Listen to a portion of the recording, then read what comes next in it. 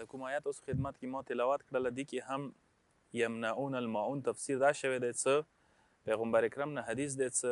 هغسې کس یو مسلمان بل مسلمان ته سلام وکي د مسلمان حق دا جوړیږي چې هغه ته بهترین انداز کې سلام جواب ورکي ښه جواب ورکي او مخته پیغمبر یې څه هغسې مسلمان بهترین مسلمان دی چې هغه یمنعون الماعون نه وي یعنی معنی نه کوي معون پیغمبر نه پوښتنه کوي چې یا رسول الله څه مراد دی چې معون معنی نه کوي پیغمبر ورته وایي چې معون معنی کوله دغه دی چې که چیرې څوک تانه شی وغواړي چا څه ضرورت وي ته هغه ضرورت پوره کولی شي مثلا لکه همسایګۍ کې چا ته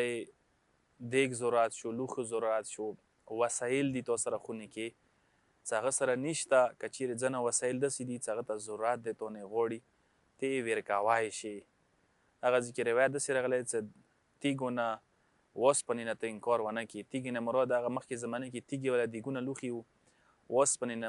مراد مسو والا یا اوسپنې والا دیګونه لوښي وو او دا شیونه دي چې انسان یو مسلمان اوسه حسابیږي یو مفید کس حسابیږي ایمو معاشره کې ځینې وخت کې موږ کسو کلو وطنو کې زندگی کوو او وړو وړو شیو باندې جنګ جګړې وړو وړو شیو باندې خلکو سره دعوې لنجې او بیا کیسې جنګ ته وځي بیا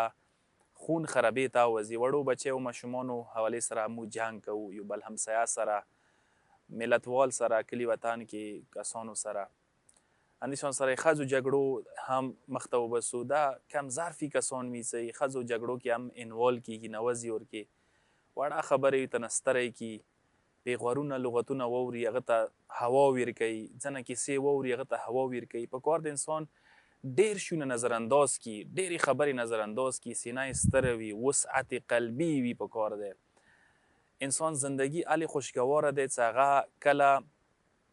چې دغو شیو ته اهمیت نه ورکوي هغه کې تنګ نظرۍ نه وي وسعت ورکوي سینه یې ستره وي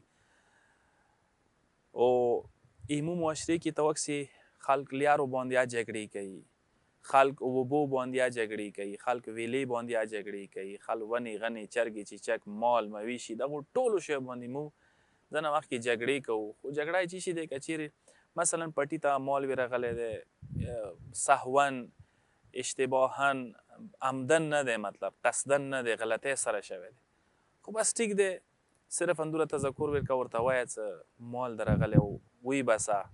دې ځای کې خامخا ویله د مال یا بل کس سره مالک سره جنگ کوله جګړه کوله څه وجه یې نشته دی دې شي اندیشان سره مو ډېرو شیو باندې وړو وړو مسایلو باندې جنګ جګړې خلکو ته ازار رسوله خلکو ته تکلیف رسوله سوچ کوو چې خلکو ته تکلیف ورسو ازار ورسو مو شاید ډېر ښه کسان یو دې شي سره انسان خووالی نه ثبتېږي خووالی د یو کس دې شي سره ثبتېږي چې یو انسان ډېرې خبرې نظرانداز کړي ډېرو شیونه تېرېدای شي لکه څنګه روایت کې راغلي دي چې هغسې کس هغه کې مدارا صفت ورکوي مولا فرمان دی چې کوم کس کې مدارا صفت ورکوي هغه بهترین کس دی مؤمن دی مدارا دا ویلی شي چې یعنې گذشت کوونکی هغسې کس هغه ګذره کوي هغسې کس هغه بل خبرونه تېرېږي هغسې کس هغه قدم خلي هغسې کس هغه ډېرو شیو سې سترګې پټوي هغه هر یو شي سې حساب کتاب نه جوړوي هغه هر یو شي پسې لګېږي نه جګړه نه جوړوي دا تاریخ کې یوه واقعه راغلې دی چې پیغمبر اکرم نقل کړي دی چې یوه پیغمبر ته اصحاب راشي ورته وایي یا رسول الله موسی کلي وطن کې یوه ښځه دی ډېره مؤمنه دی المنظور و عباداتو کې بندګۍ کې خیراتو کې حتی تهجد گذاری کې هیڅ کمای نشته هر یو کار خیر کوي هر یو نیک عمل کوي هر یو بهترین عمل کوي اما صرف یو صفت ورکې دی چې کلي وطن کې میلاد کې محلې کې ورنه خلک په ازار دي بد اخلاقي دی ژبه یې ټیک نه دی خلکو ته پیغورونه کوي خلکو ته سپکې سپورې زیاړې کوي خلکو پسې خبرې کوي خلک هغه نه ازار کی دي نوره ټیک ټاک دی پیغمبر حدیث داسې دی پیغمبر یې چې دا اهل خیر نه دی بهشت داسې کسانو دپاره نه دی اهل خیر نه دی چې دا خیر وکسي او دا خوشبختی شي خوشقسمتي نه دی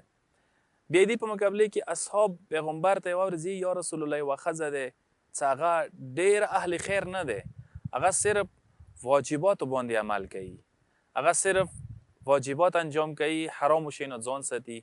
نور ډیر زیات نافلې نه کوي، ډیر زیات دعاوې نه کوي، ډیر زیات مناجات نه کوي، ډیر زیات تهجد نه کوي، ډیر خیر او خیرات نه ورکوي خلکو ته. انده خط کې ده خو یو صفت ورکې ده چې هغه خوش اخلاقي ده، خلکو سره رویه ښه ده، خلکو خیال ساتي،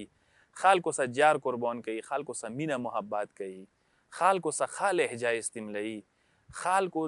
ډیرو خبرو نه تیریږي، گذاره کوي، ښه زندگی تیروي. پیغمبر اکرم میگه چې دا اهل بهشت ده. بهشت داسې کسان دپاره سوچ وکړئ، یعنی داسې نه دی چې پروردگار علم اتا بهشت دغه شی کې چې ته څوره ځان انفرادي کې صرف ما څخه وي. یعنی ځنه کسان دي هغه خدای سره رابطه ټیک وي، که بندگانو سره رابطه خراب وي هغه یې سره زه لکه ډېر ښه سړی یم، نیک سړی یم. نه، په کار دا دی چې پروردگار سره د رابطه ټیک وي، او ټول نه مهم شی دا دی چې بندگانو سره دا رابطه ټیک وي، بندگانو سره ښه رویه، ښه سلوک. یعنی نه صرف دا چې چاته ازار و اذیت نه رسوي، نه صرف دا چې چوکې تا وجې نه تکلیف کې نه وي، زحمت کې نه وي، بلکې ته اهل خیر وي نورو دپاره، ته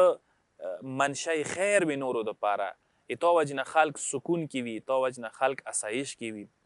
بهترین مسلمانان دا دي، بهترین کسان دا دي